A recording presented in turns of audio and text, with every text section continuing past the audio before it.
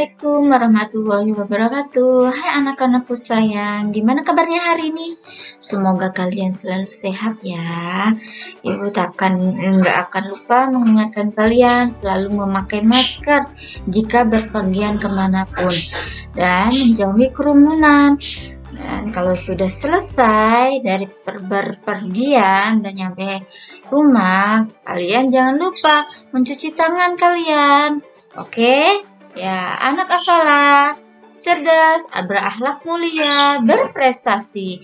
Nah, sudah siapkah belajar hari ini? Ya, kalau sudah siap, kita berdoa dulu. Bismillahirrahmanirrahim. Raditu billahi robba wa bil Islam dinna wa bi Muhammadin nabiyya wa rasulah. Rabbi zidni ilman warzuqni fahman. Amin. Nah, mari kita belajar bersama Bu Gina. Masih pendalaman materi, masih ada di tema 2, persatuan dalam perbedaan. Ya, kita hari ini masuk ke sub tema 2, yaitu bekerja sama mencapai tujuan. Nah, hari ini kita bahas PB1 dan PB2 ya di kelas 6. Siap, simak baik-baik penjelasan Ibu Gina. Ya, kita mulai ya pembelajarannya. Simak baik-baik. Yaitu masuk ke subtema 2, bekerja sama mencapai tujuan. Yang pertama kita bahas yaitu yang Ibu jelaskan pembelajaran 1, muatan bahasa Indonesia KD 3.4 dan 4.4. Yaitu menulis informasi penting suatu teks menggunakan kalimat efektif. Apa itu kalimat efektif? Kalimat efektif adalah kalimat yang memiliki susunan sesuai kaidah bahasa Indonesia yang tercantum dalam PUEBI, Pedoman Umum Ejaan Bahasa Indonesia. Kalimat efektif memiliki susunan yang berurutan, yaitu subjek, predikat, objek, dan keterangan, yang bisa disingkat SPOK. Ya, di sini kalimat efektif memiliki prinsip kalimat efektif. Yang pertama yaitu kesepadanan. Yang kedua keparalelan. Yang ketiga kehematan kata, jadi tidak boleh boros ya. Yang keempat kecermatan. Yang kelima itu ketegasan. Keenam kepaduan. Yang ketujuh kelogisan kalimat. Ya, selanjutnya Ibu ada satu contoh kalimat efektif. Perhatikan ya kalimat efektif berikut. Ir Soekarno dan DRS Muhammad Hatta memproklamasikan kemerdekaan Indonesia di Jakarta. Nah, Ir Soekarno dan Dr. Andes Muhammad Hatta itu sebagai subjek. Nah, memproklamasikannya sebagai predikat. Kemerdekaan Indonesia itu sebagai objek. Dan di Jakarta itu keterangan tempat. Bisa keterangan waktu juga. Ya, selanjutnya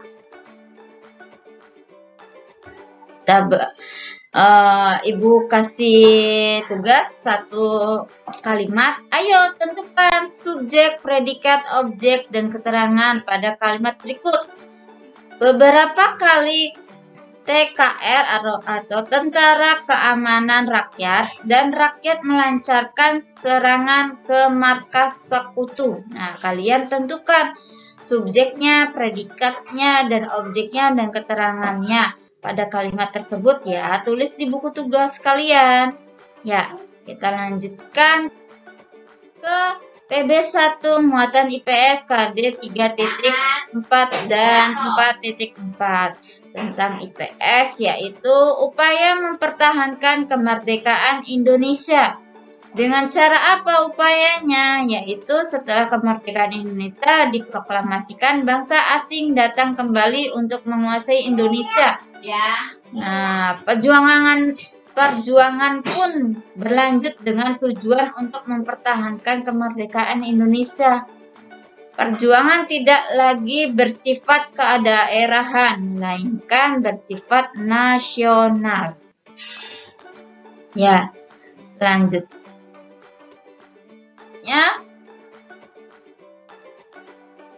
dalam perjuangan-perjuangan untuk mempertahankan Indonesia agar kita merdeka, yaitu terjadilah pertempuran-pertempuran yang dilakukan sebagai upaya mempertahankan kemerdekaan Indonesia. Ini Ibu ambil beberapa contoh pertempurannya saja ya. Masih banyak lagi pertempuran yang terjadi. Yang pertama, pertempuran Medan area di kota Medan, Sumatera Utara, pertempuran Ambarawa di kota Semarang, Jawa Tengah, dan Bandung Lautan Api di kota Bandung, Jawa Barat.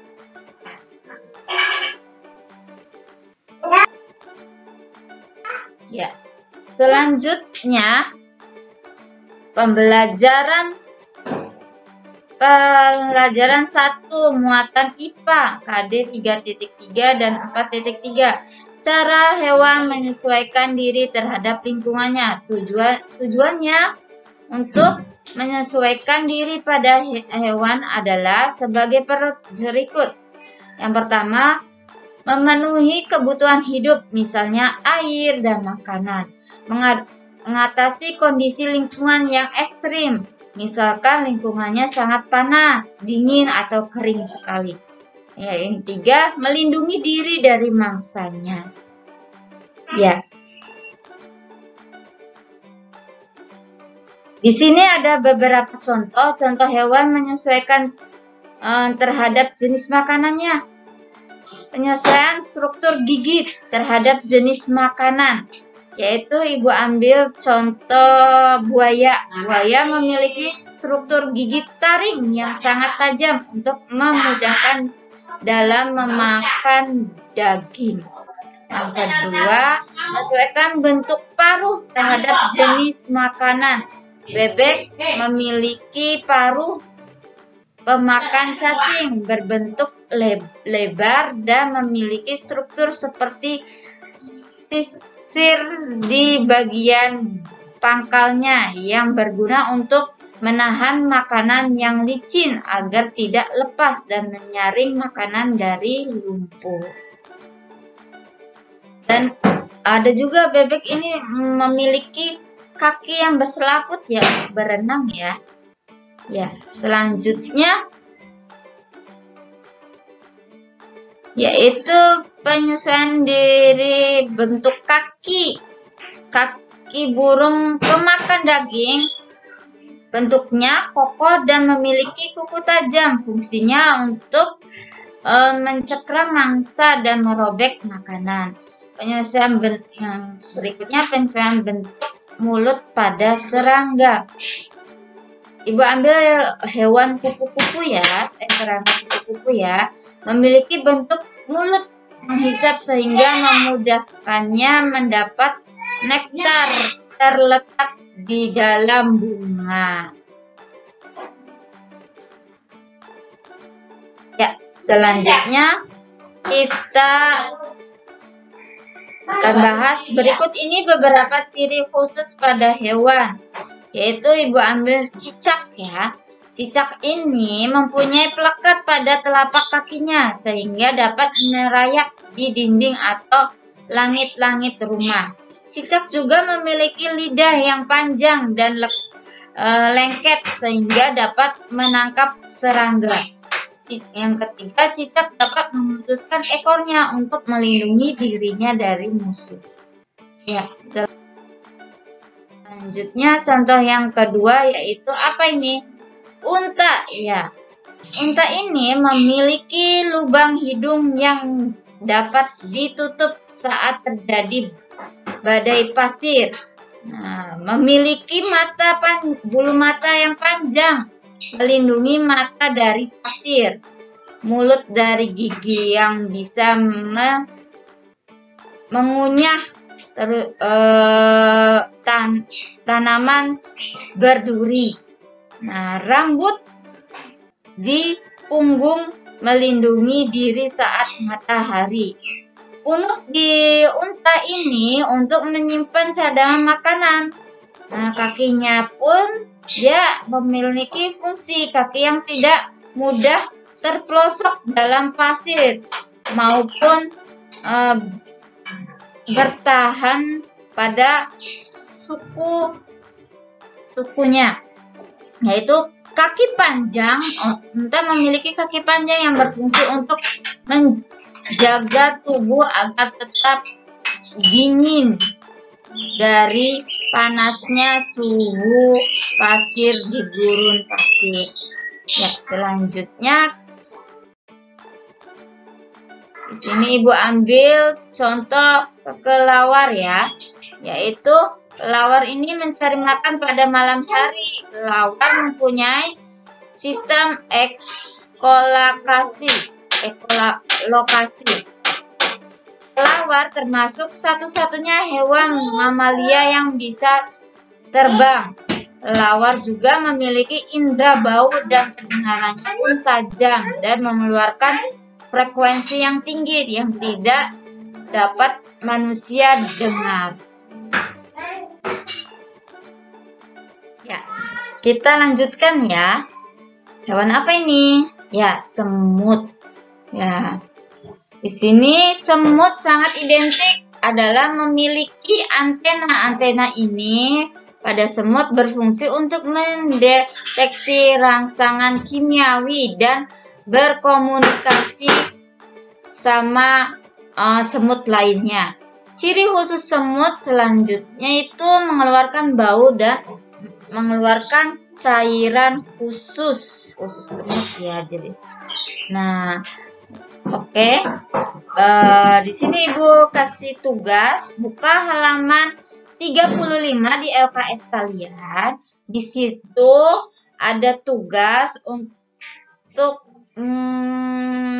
menuliskan ciri-ciri hewan yang ada di LKS tersebut, cari ciri khususnya dan fungsinya untuk apa. Ya, kalian kerjakan ya. Selamat mengerjakan. Selanjutnya yaitu pembelajaran 2. Meneladani kerjasama para pejuang sebagai bentuk penerapan nilai persatuan dan kesatuan. Ini muatan PKN ya. Kita juga perlu menerapkan nilai persatuan dan kesatuan dalam kehidupan sehari-hari. Dengan bersatu akan mencapai kehidupan yang damai, aman, dan nyaman dan tentram. Selanjutnya yaitu salah satu penerapan nilai persatuan dan kesatuan adalah dengan melakukan kerjasama. Manfaat kerjasama sebagai berikut. Pekerjaan menjadi lebih cepat selesai. Pekerjaan terasa lebih ringan. Yang ketiga, memperkuat semangat persatuan. Ya, kita lanjutkan yaitu pembelajaran kedua, muatan SBDP KD 3.3 dan 4.3, yaitu Ibu bahas pola lantai pada tarian daerah. Gerakan dalam tarian daerah harus diperagakan secara selaras agar tarian tampak indah. Yang kedua, penari biasanya berpindah-pindah tempat atau berubah posisi melalui suatu gerakan. Perpindahan tempat tersebut mengikuti sebuah formasi yang disebut pola lantai. Dengan adanya pola lantai, tarian akan tampak lebih indah dan bervariasi gerakannya. Ya, lanjutkan ya. Bahas tentang pola lantai tarian. Ada tari tunggal, berpasangan, dan berkelompok tergantung jenis tariannya ya. Nah, tari tunggal ini merupakan tari yang dilakukan oleh satu orang penari atau banyak penari secara bersamaan. Pola lantai untuk tari tunggal dapat berbentuk polanya horizontal, bisa juga vertikal ataupun diagonal. Ya. Tari berpasangan merupakan tari yang dilakukan oleh dua orang penari. Tari berpasangan dapat dilakukan oleh banyak penari secara berpasangan. Pola lantai tari berpasangan dapat berbentuk pola horizontal, vertikal, dan diagonal. Selanjutnya yaitu pola lantai tari berkelompok adalah tari yang dilakukan secara berkelompok. Pola lantai tari berkelompok dapat berupa pola melingkar, angka 8 atau melengkung. Ya, alhamdulillah pembelajaran hari ini sudah selesai. Semoga ilmu yang bermanfaat, semoga penjelasan Ibu Gina bisa dipahami untuk kalian. Tetap jaga kesehatan. Sekian dari Ibu Gina. Wassalamualaikum warahmatullahi wabarakatuh.